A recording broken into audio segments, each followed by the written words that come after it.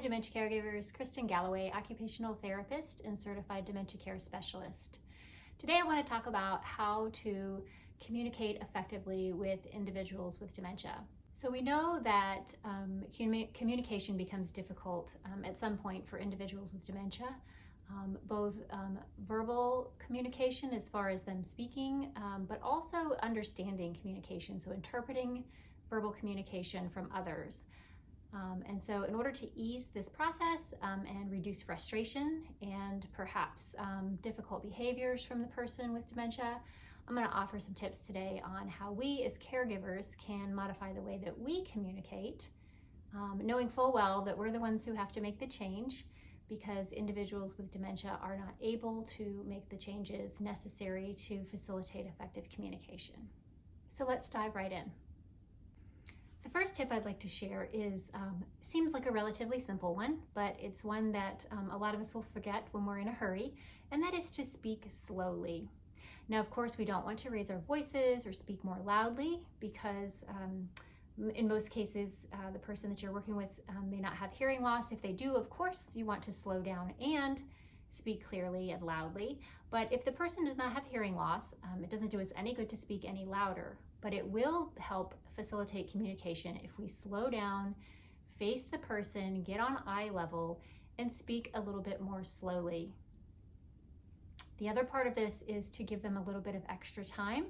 So I like to tell caregivers after you've asked a question or asked them to do something, I would pause for 5 seconds, just count this out silently in your mind, and allow them time to process what you've asked and give them time to respond.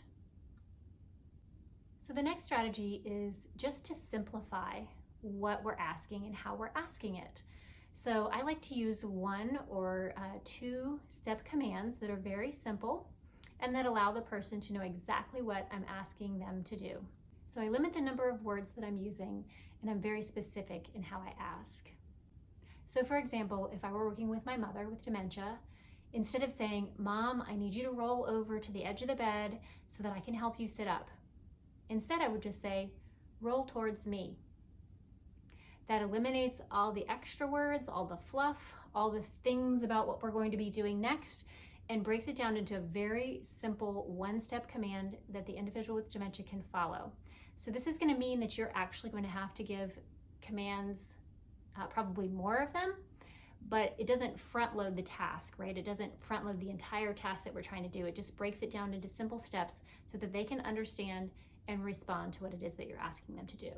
And again, if I'm trying to help someone stand up, instead of saying, "Put your hand on the wall so that you can hold on and it will help support you," I'm simply going to say, "Place your hand here." And I'm going to put my hand on the wall and point, and then I will help them to place their hand there if that's also necessary. Another related strategy is to use visual cues. So just like I mentioned, me placing my hand on the wall or pointing to the place where I want them to put their hand, those are all visual cues. And other ways that we can use visual cues to facilitate communication would be to put perhaps a sign on the door of the bathroom that has a picture of the toilet on it and that says toilet or bathroom right below. That helps to alleviate any confusion because there are lots of doors, often they're closed within our house. And so if the person has become confused or lost the idea of where the restroom might be, this will help them to identify it. I also recommend doing this perhaps on the dresser, putting a little picture of socks and the word socks underneath and sticking that on the sock drawer. You can do this in the kitchen as well, labeling where the plates are, where the cups are, and so on and so forth. It just makes it easier for the person with dementia to have that visual cue to see what it is that they're looking for. They don't have to ask for help, so they don't have to feel like they're dependent on someone else. So it makes them more independent, gives them the self-confidence to feel like they're able to do things for themselves. Another strategy is to be very specific about what you're asking. So instead of asking the person, go sit down, I will say, "Why don't you sit here?" And I'll point to the chair that I'd like for them to sit in. And again, just very simple, 1 or 2 words that you can get across your meaning that's very clear.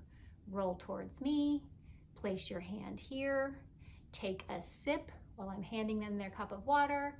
These things are very straightforward, very simple, minimize the number of words and minimize the confusion. And again, allows them to feel some semblance of control.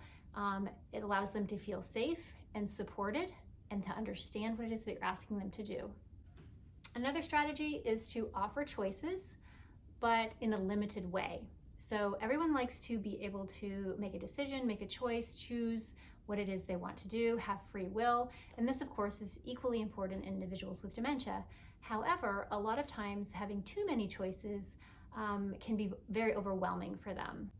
So limiting choices can be a fairly simple strategy most of the time, but other times it can be something that requires a little bit of pre-planning. So it might be as simple as saying, you have a navy jacket and a khaki jacket, which one would you like to wear today?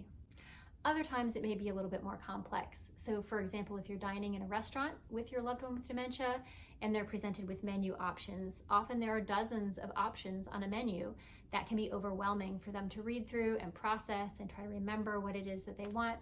So oftentimes it might be a really good strategy just to say, wow, the hamburger and the club sandwich sound delicious. I've heard really good things. Which one would you like today?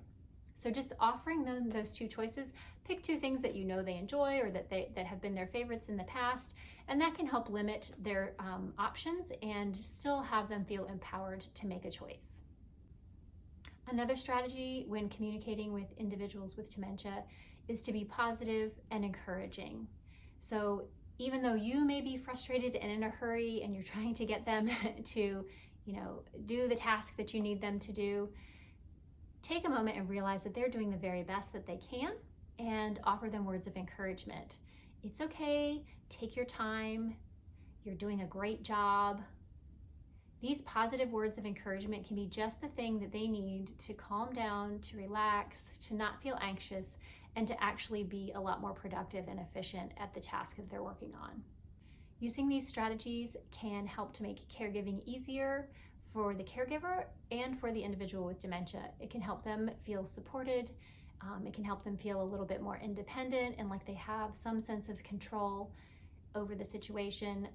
And so it will reduce their anxiety and their frustration and their feelings of overwhelm, which can lead to difficult behaviors. And if we can avoid those difficult behaviors, of course, that just makes caregiving that much easier. Hats off to you, caregivers, for all that you do. Thanks for watching, and I hope you found this information useful. Give me a thumbs up if you like the video, and please subscribe for future videos.